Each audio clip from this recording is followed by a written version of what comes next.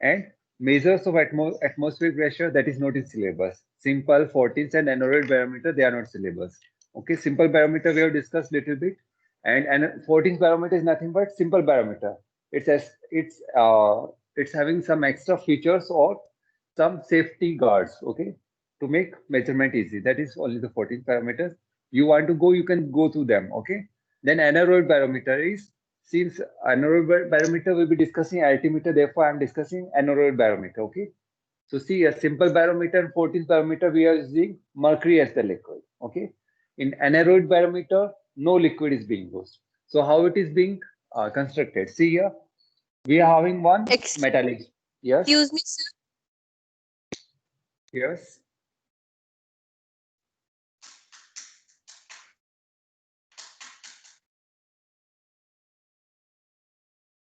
Okay. So aneroid barometer, we are having Sir, one metallic. you Yes. said that which barometer is not coming? See, these three barometers are not in syllabus. Simple 14th and aneroid barometer. Okay. But still, I have given little bit idea about simple barometer. Okay. 14th barometer, so you can go through it once. Page number. Page number you can find, you are in 9th class now. 96, 97, 98, 99. So I am teaching now 99 page number. 99. So, sir, whole it will not come in exam about these. These three barometers are not in syllabus. So page number 96, 4.12 topic, that is not in syllabus. Okay. That is not in syllabus. Okay. But you must have the idea about simple barometer that we have discussed in last lecture. Okay. 14 barometers is nothing but some extra features are being added to the simple barometer. Okay. And some safety guards are being added to the simple barometer. That's all. Okay. Now aneroid barometer is there. I'm discussing a little bit about aneroid barometer. Okay. Along with this, I'll discuss altimeter. Okay. So see here, aneroid barometer is nothing but we are having one metallic box. One metallic box is there and it is partially evacuated. That is some amount of air we have removed. Okay. Now its top we are having one diaphragm. So on top we are having one diaphragm. It is like this. Okay. So see here what happens with this metallic box. It is partially evacuated. That means it will be this diaphragm will be compressed initially till inside pressure as well outside pressure becomes equal. Till inside pressure as well outside pressure becomes equal. So how we can use this moment of diaphragm for measuring the pressure? So see here, the top it is being corrugated. That means some wrinkles are there. Wrinkle like structure is there. So it moves up and down depending on the difference in the pressure inside or outside. Okay. This is fine. So, and we provided one rod. Okay.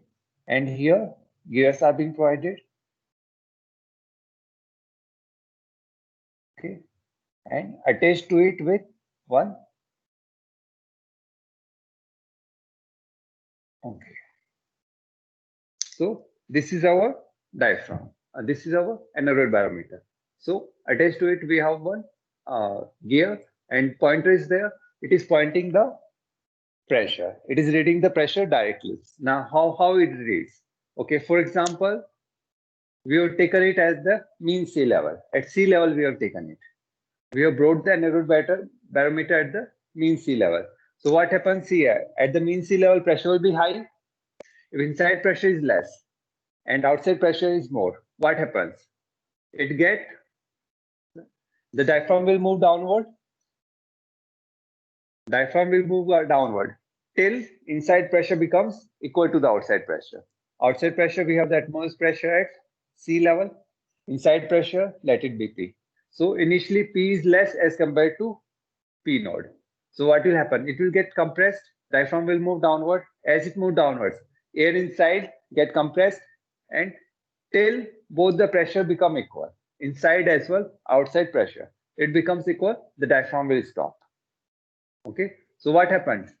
Diaphragm moved downward and then stopped. It means the road, it moved downward.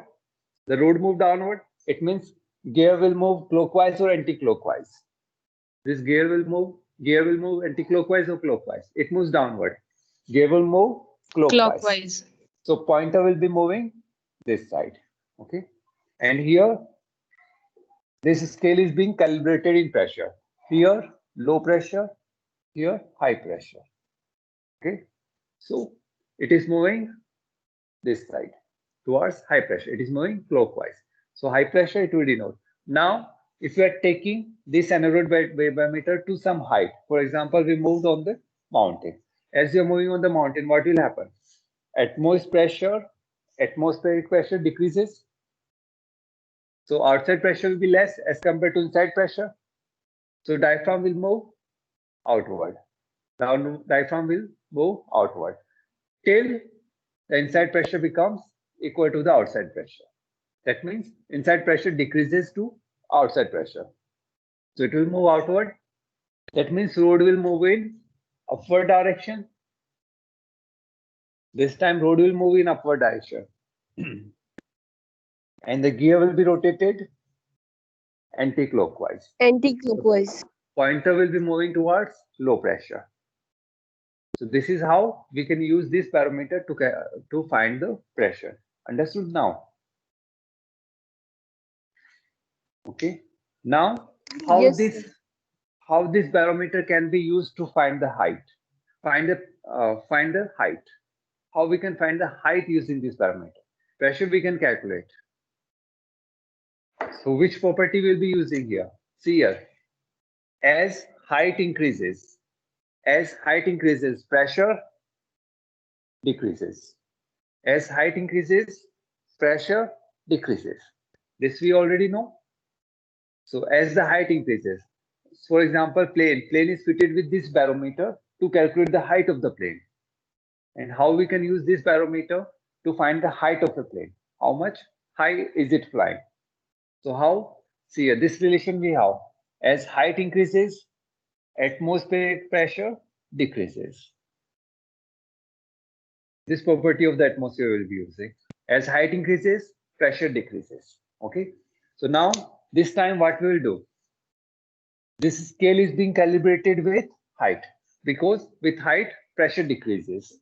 So now this scale is being calibrated with height. So here will be height. For example, here more height, here less height.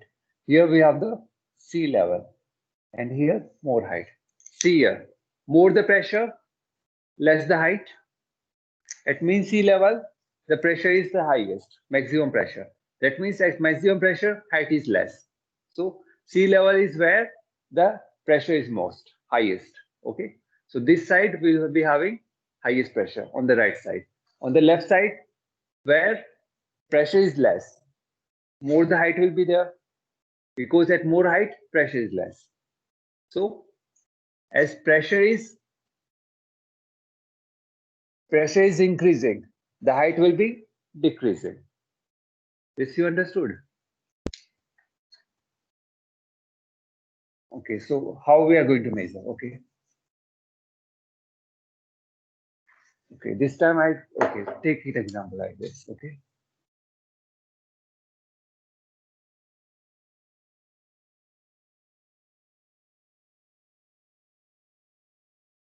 This is our gear, pointer.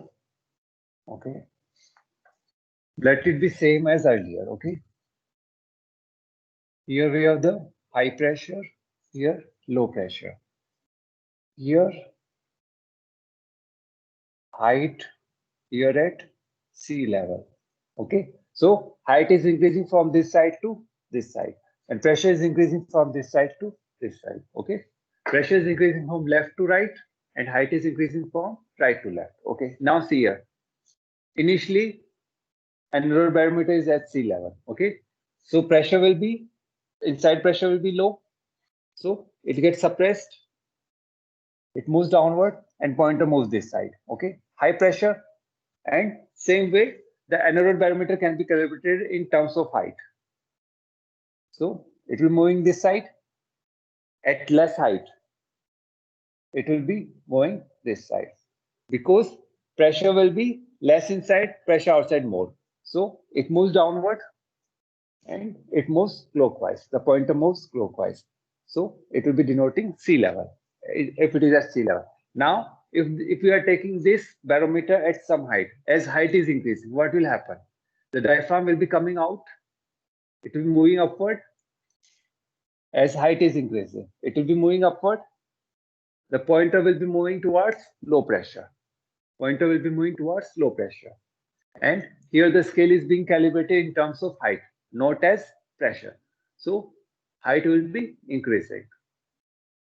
As you are moving up, inside pressure will be more as compared to outside pressure. So diaphragm will be coming out. So the rod will be moving up, the gear will be moving anti-clockwise. So it will be moving from a low height towards more height. It is moving now anti-clockwise. Understood now? This is how aneroid barometer can be used as altimeter. That means instead of pressure, we have calibrated in terms of height. Instead of pressure, we have calibrated in terms of height. Okay. Understood this one, altimeter. Any doubt? Yes, sir. So it is nothing but instead of pressure, we have calibrated the scale in terms of height. Where is the high pressure? That is the minimum height. Where is the low pressure? That will be the maximum height. Okay. And in between, different heights, different pressure.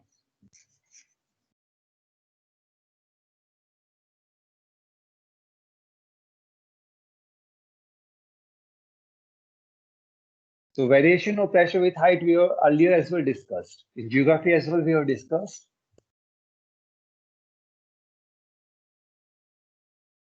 So here we are discussing variation of atmospheric pressure with respect to height and with respect to density. So with height, it linearly varies. With height, the pressure linearly varies, linearly changes. At height increases, pressure decreases. So near the surface, more the number of layers of earth, more force will be there because on each layer, more layers are there. So near the sea level, more the number of layers, more the thrust will be there. So more pressure. Now, as height increases, less number of layers, less thrust, less pressure. So as height increases, pressure decreases. And how the pressure is varying with height? Linearly. It is varying linearly. With height, pressure varies linearly. It varies linearly. That is, pressure decreases with increase in height. Linearly, it varies. Okay. But with density, it doesn't vary linearly. It means that if it is sea level, so how the density decreases? Most of the density decreases at the low levels. So as the height is increasing, more fast the density decreases. As we reach more height, the change in density is slow. The change in density keeps slow. Okay, that means more change is there here near the surface. As height keeps on increasing, the change in density will be less and less. Okay, so with height, if this is the height, this is the density. So this is at sea level, 0, 1, 2, 3 like this meters. Density is maximum at the sea level. Now it decreases very fast near the surface, and then it decreases slowly. This is how density varies. Okay? So the variation of density is not linear with height. Understood this one? And these two factors makes the variation of pressure with height as non-linear. These two factors combined, if you combine them. So with respect to height, we have to draw. Here will be pressure on the y-axis, height on the x-axis. Now the pressure varies non-linearly. It varies non-linearly. We have combined both height and density. With respect to height and density, the pressure varies non-linearly with height. So pressure varies non-linearly with height, resultant pressure. Understood this one? So variation is pressure with respect to height is not linear, but non-linear, because density varies non-linearly with respect to height, density of the air. Understood this one? Consequences we already discussed. Now weather forecast. How we can forecast weather? By seeing the pressure. So pressure depends on what? At particular place, the pressure depends on temperature and humidity in the air. Amount of water vapor. Amount of moisture or amount of. So first it depends on temperature. Pressure depends on temperature. Second is humidity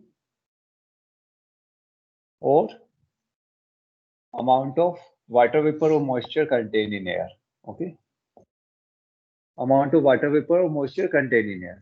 Humidity or amount of water vapor or moisture contained in air. Pressure depends on these two. Okay. Now, if these two vary, the pressure varies. Okay. So by noting the pressure, we can forecast the weather at particular place. Okay. For example, first, pressure decreases. Decreases or increases? If suddenly falls. Pressure decreases. That is, pressure suddenly falls. That means pressure is decreasing very fastly. At particular place, the pressure is decreasing very fast. There is a sudden fall in the pressure. What it means? Suddenly falling pressure, it means here what will be developed? Low pressure. If suddenly falls at any particular place, pressure falls. What will happen here? Low pressure will be there. If low pressure is there, what will be the winds? Wind will be rushing towards it. So what kind of weather we will be having? Stormy weather. Storm will be there. If pressure is low, suddenly falls. That means low pressure is developed at particular place. Here the temperature will be high. If temperature is very high, the pressure will suddenly fall. Suddenly falls, that means wind from surrounding will rush towards it. A storm or cyclone will be formed. Understood now? Okay. Second, if pressure gradually falls. Gradually falls means it is slowly falling down. This will be because of humidity. Okay. Gradually falling, it will be because of humidity. Suddenly falls, fast fall, that will be because of temperature. Okay. Gradually falling, that means at particular place, it is because of moisture. Gradually falls, it means moisture is increasing. Moisture in air is increasing. That is, humidity is increasing. The air is becoming more and more humid. So, what kind of the air? If moisture is increasing, what will happen? After some time, saturation may take place and rainfall may happen. So, rainfall may take place. So, pressure is gradually falling. Moisture is increasing. It means moisture is increasing. If moisture is increasing, sooner or later we are going to have rainfall. Okay. Okay, one question I asked last time. If amount of moisture is increasing, the pressure decreases. Why? Why moist air is less dense as compared to dry air? Moist air is less dense as compared to dry air. Anyone? Why moist air is less dense as compared to dry air? So moist air pressure will be less as compared to dry air because density is less. Moist air is having less density. Why moist air have less density? Anyone in class?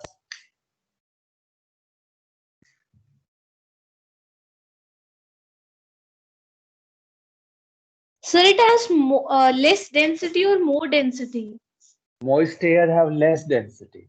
Moist air, okay, okay, density. I denote it with rho.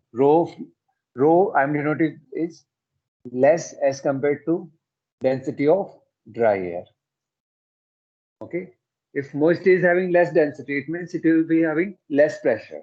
Moist air having less pressure. Why moist air have less density or less pressure?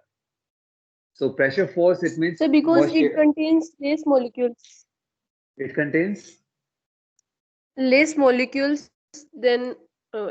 oxygen. Okay, which molecules less it is contained? See here, moist air it will be containing what? H2O molecules, dry air, mainly O2 and nitrogen. Mainly dry air, O2 and nitrogen. Whereas moist air, they will be replaced with water vapor as well. So moist air, water is contained. And what is the molecule? What is density? Mass upon volume. That means density is mass upon volume. It means molecular mass of moisture is less as compared to molecular mass of O2 or nitrogen. So molecular mass of hydrogen H2O is what? 31.99. 31.999 gram per mole. Whereas oxygen and nitrogen, it is 15 around, 15 and 18. Okay, H2O. Wait a minute. I made a mistake. H2O molecular mass is 18 point something, 18 gram per mole we take. Oxygen, it is 31.9, 31.99. Whereas nitrogen, it is 28 gram per mole. See here, their molecular weight is more as compared to moisture. So density of moist air will be less as compared to dry air. Understood now? Molecular weight of H2O, water, is less as compared to molecular weight of oxygen or nitrogen. Therefore, density of moist air will be less because density is mass upon volume. Mass is less, less density. Mass is more, more density. Therefore, moist air is less dense as compared to dry air. Therefore, pressure will be less in moist air as compared to dry air. So, if air is becoming moist and moist, pressure will be decreasing because density of moisture is less as compared to dry air.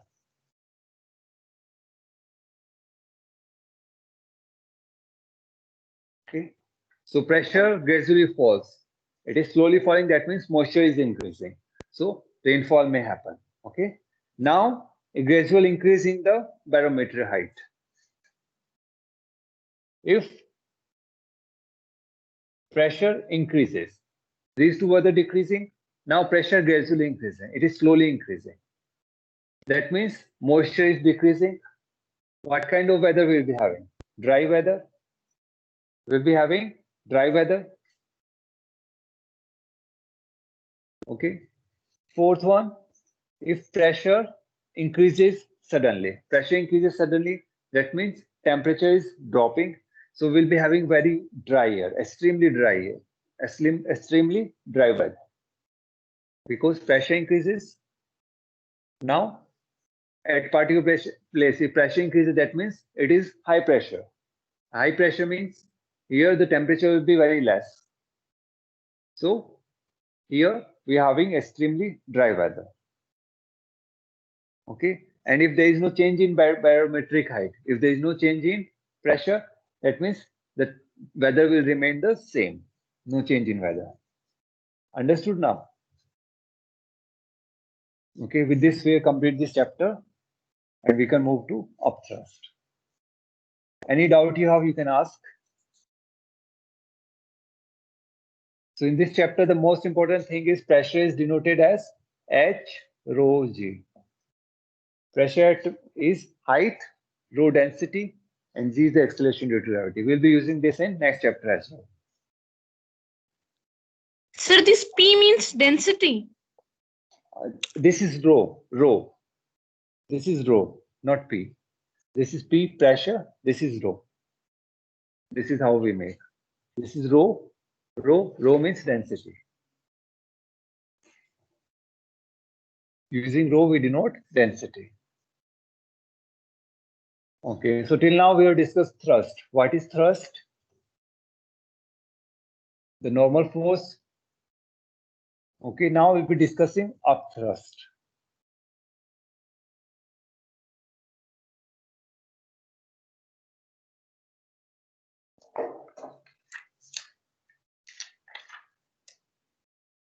Okay, so till now we have discussed a body is there. It exerts normal force. The force exerted normally. That is called as thrust. That is called as thrust. Now we'll be discussing upthrust. It means Thrust is in mainly in downward direction. So upthrust will be in upward direction. Okay. Thrust, upthrust. What do you mean by upthrust? For example, see here. The liquid we are having, water or any liquid we take, we place any body in it. Okay. It floats if it floats. Okay. If we immerse any solid, solid in the liquid, a force is exerted upward. It feels a force in upward direction. That force is called as upthrust. So in air as well, if a body is there, air as well applies an upward force on the block. That is called as upthrust. For example, balloon, if it is filled with hydrogen, what happens to the balloon filled with hydrogen? It rises up, and so some force is acting on that balloon.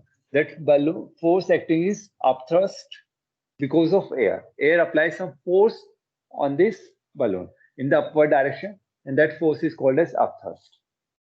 Okay, in air or in liquid, if any body is immersed, it feels an upward force, and that upward force is called as upthrust.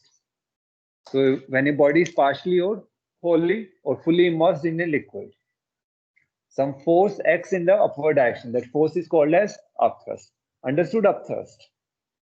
Thrust is in the downward direction. Upthrust means in the up direction, in the upward direction. This is clear. So upthrust is the yes. Force of friction is, we can also consider it as a upthrust force. How? See, a force of friction, it depends on the direction in which body is moving. It is always opposite to the direction in which body is moving. Okay. So in this chapter, we'll be neglecting force of friction. Due to air or viscous drag, any friction force will be neglecting. We are assuming there is no friction. Okay. So only we will be discussing upthrust force, and one is the gravitational force. Okay. That is the weight of the body. These two forces will be considering. Any viscous drag due to liquid or any frictional force will be neglecting them. Okay. In this chapter. So upthrust force, it will always be up direction. Thrust, downward direction. Upthrust, upward direction. That means this force will make body to move upward. This force will make body to move upward in the upward direction with respect to the earth. Okay. This was normally pointed towards the center of the earth, that is vertically down. It will be vertically up. That's why we call this force as upthrust. Okay. And this upthrust force, it is the property of the liquid or air in which the body is placed. This will be the property of the liquid or the air or the gas in which the body is placed. Okay. So the property of the liquid or the gas by which a body faces an upward force, or a force is exerted on the body in upward direction. That property is called as buoyancy. So this upthrust force is also called as buoyant force, or this upthrust force is also called as buoyant force. Okay, and the property of the liquid that due to which this force is being generated, that property is called as buoyancy. Okay, this is clear. This is the basic thing. Upward force, that is the upthrust. Upthrust means the upward force faced by the body or on the body due to the liquid or the gas.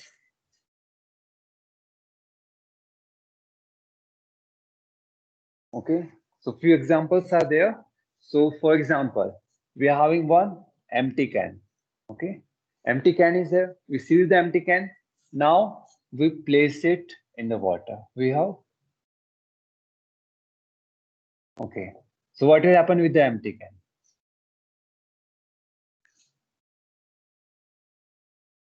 It will be floating in water. This we have done an experiment at home many times. It will floating in water. It is floating on water. If some part of it will be immersed inside water, and most of the part will be outside the water. Okay. So why? See here. If some part will be immersed, some part will be above the water. Okay. So this will be floating on the water. And see now, okay, if we start pushing it downward, okay, what we are doing, we are trying to push it downward inside water. What will happen? We will feel some force. We will feel some force as we are pushing it downward. More and more force will be feeling. We'll be feeling more and more force. So as we keep on moving it downwards, 10 is there. As we keep on moving down, the force felt is increasing. The force felt is increasing. Okay, till it is completely immersed, the force keeps on increasing till it is completely immersed. That means we are immersing it inside the water. The force felt on the fingers is increasing. It keeps on increasing till it is completely immersed. Once it is completely immersed, the amount of force felt, that is the maximum force. Okay. Now, how much you push downward, the force remains same. And see here, to make the can inside the water, a constant force is required. A constant force is required. That constant force will be equal to the, okay, that constant force will be equal, okay, that we'll discuss after. So a constant force is, for time being, just consider a constant force is required, okay, to balance the can, or to make the can to stay in that position. Okay, if you lift the hand, what will happen? It will again come up. It will again rise up and will stay in this position. Understood this one? So what is happening here? See here. Initially, what is acting downward? The can weight. Can weight is in the downward direction. Okay. And since it is kept in the liquid, some force is acting. That force will be upward force, and it will be because, okay, yeah, upward force, that will be the upthrust. We denote upthrust by FB. This will be the buoyant force. FB we denote with upthrust force. So on this can, two forces are acting. One is the downward direction, that is because of weight, gravitational force. And one will be the upthrust, that is because of the liquid. That will be because of the liquid. So in this position, it is floating. That means it is floating. It is in balanced position. At this position, weight will be equal to buoyant force. It is floating. So weight is balanced by the buoyant force.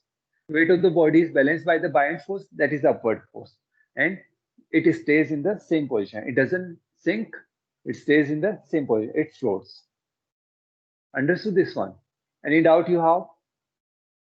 At this point, two forces are acting. The can is floating. So one is the weight downward. One is the upward force, that is the buoyant force. And in this balanced position, the weight of the body is balanced by the buoyant force, upward force. They are equal. So resultant force is how much? Net force on this can will be 0. So it remains still in this position. It keeps on floating in this position. Okay. Understood now? Now, for example, I have synced it completely. At this time, weight is acting downward, weight is same. But at this time, I have synced it more. So one buoyant force is acting in upward direction. And this is the maximum buoyant force that can act. When body is completely immersed in the liquid, that is the maximum buoyant force that can act. And at this position, this buoyant force is more as compared to weight. This buoyant force is the maximum buoyant force that can act when the body is completely immersed. Okay. And this will be the maximum buoyant force that can be exerted on this can. Okay. At this position, buoyant force, that is maximum buoyant force, it is greater than the weight. That means resultant force will be in the upward direction. So when we remove the hand, it will rise up again to this position. Because net force will be there minus weight. Maximum buoyant force minus weight. Okay. It rises back. Okay. I think most of you haven't understood this. We will be back to this one after some time. Okay. So for time being, what you have to understand is that as you place a body in a liquid, as a body is immersed in a liquid, a upward force is generated. Okay. that is the buoyant force, and downward force, weight. So if we push the body downward in water, the force felt on our hands, on our fingers will be increasing. It increases till it is completely immersed. Okay, then it becomes constant, and that force is the maximum force. Okay, so or just see, when body is completely immersed, the buoyant force will be maximum. The buoyant force on the body will be maximum. Okay, this you have done in bathroom many times. Okay, what is there? You invert the mug, and now you keeps on pressing, you keeps on pushing it downward in water. What you feel? Little less pressure on your hand, but then more force is required to force it to push it downward. Okay, till it is completely immersed.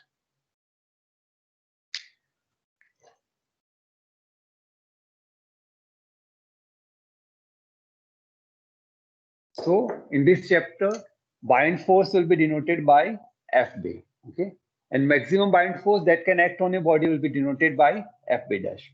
And this maximum buoyant force is exerted on the body when it is completely immersed in the water. That is, it is completely inside the liquid. Okay, this is the maximum buoyant force. So, and here buoyant force depends on how much body is immersed.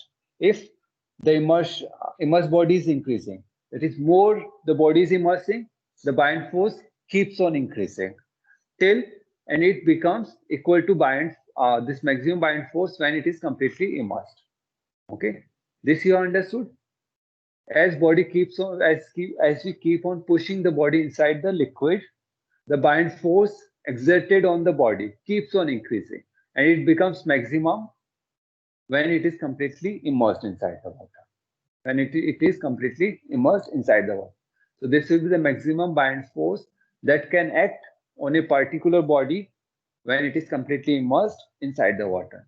So buoyant force keeps on increasing as we keeps on pushing the body inside the water. And this is the maximum buoyant force that can act on a particular body. This you understood? So FB we denote with as the buoyant force. FB dash will be denoting as the maximum buoyant force that can act on a particular body in a particular liquid. This you have understood?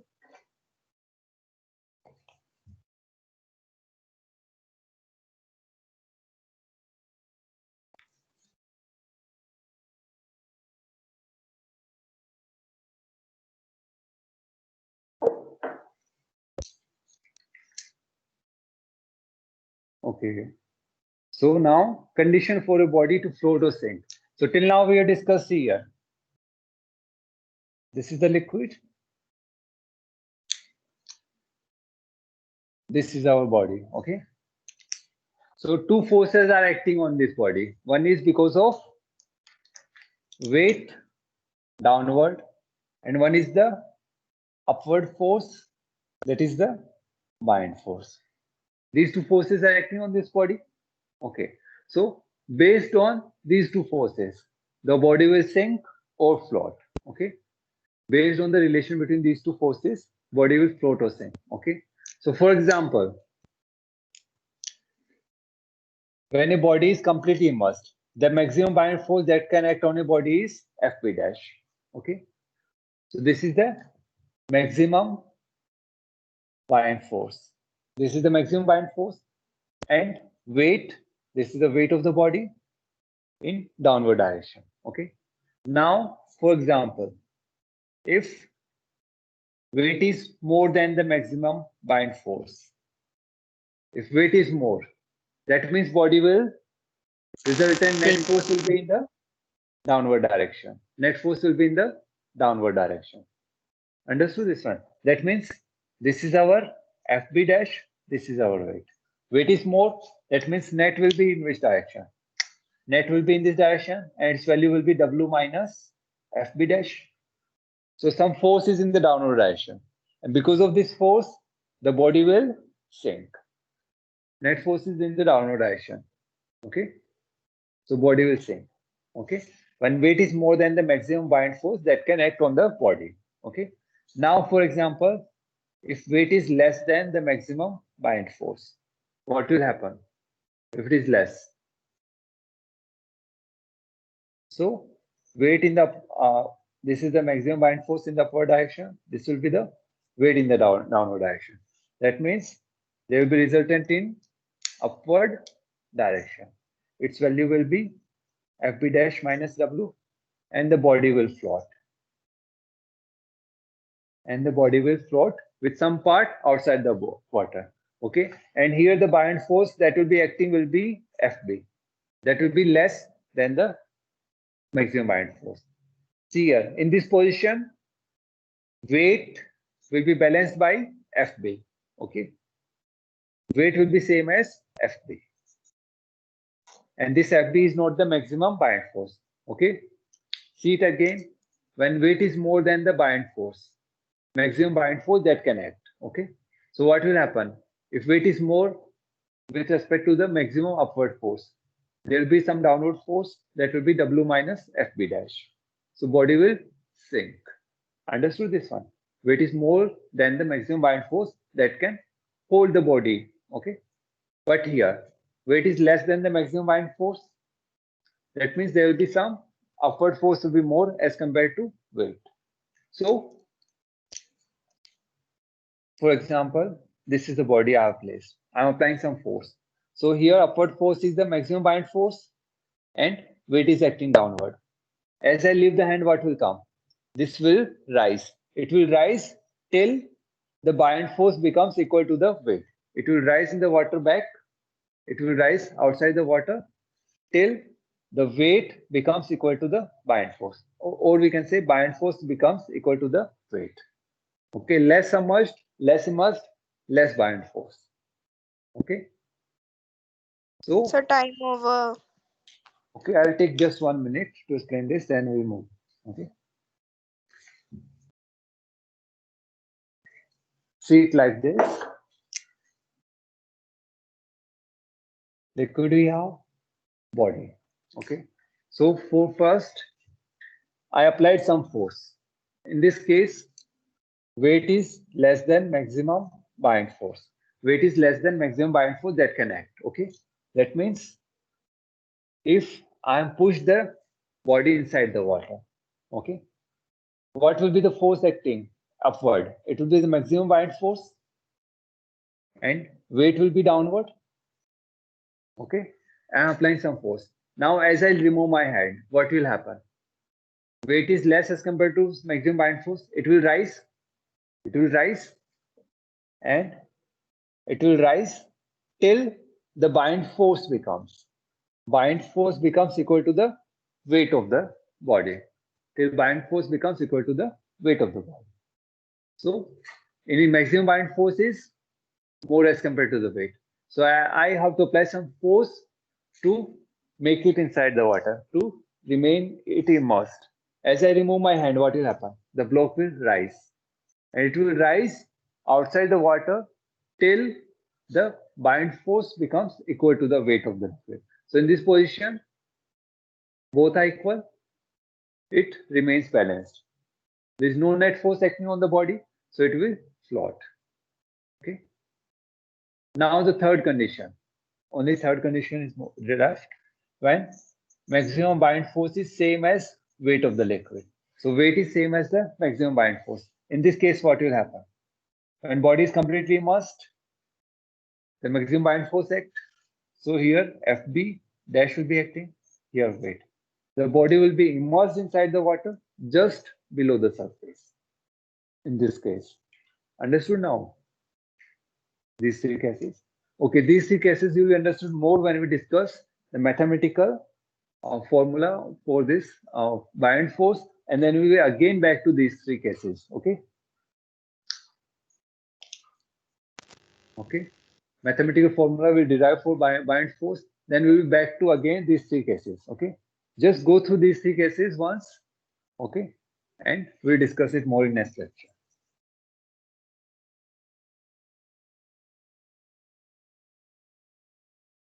I think most of you are confused now. Yes or no?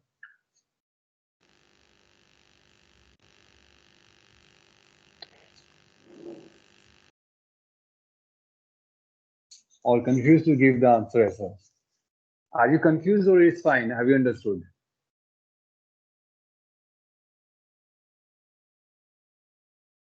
Sir, we will watch this video once more.